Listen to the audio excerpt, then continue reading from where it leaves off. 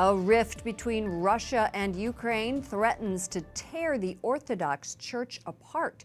Tensions remain high after an investigation reveals Russian hackers spent years trying to hack email accounts of senior Orthodox leaders. Correspondent Wyatt Goolsby has more from the State Department. Good evening, Wyatt. Good evening, Lauren. Officials here could have a tougher time trying to mediate a years-long conflict between Russia and Ukraine. This new extensive report lays out how the same Russian hackers who meddled in the U.S. election also went after religious figures in Ukraine and Turkey. The stakes are high as Kiev and Moscow wrestle over the future of Christianity in Ukraine. Religious leaders are trying to figure out how to move forward after their privacy was breached.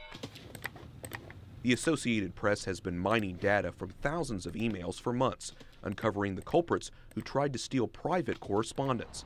The probe found it's the same group of 12 Russians indicted in Special Counsel Robert Mueller's investigation. This hit list, effectively, ranges from people in Washington, military and intelligence folks, to journalists in Russia, and now, as we've seen, religious figures in Istanbul.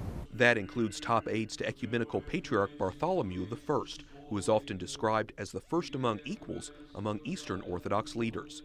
The Istanbul-based patriarch is considering a request from Ukraine to sever ties between the Ukrainian Orthodox Church and the Russian Orthodox Church. The Ukrainian Church is on its way towards independence. This is a major political concern for Russia, and many other churches are involved in this situation because at the later stage, the recognition of the Ukrainian Church by other churches will be important. The armed conflict between Ukrainian military forces and Russian-backed separatists in eastern Ukraine is adding to the tension.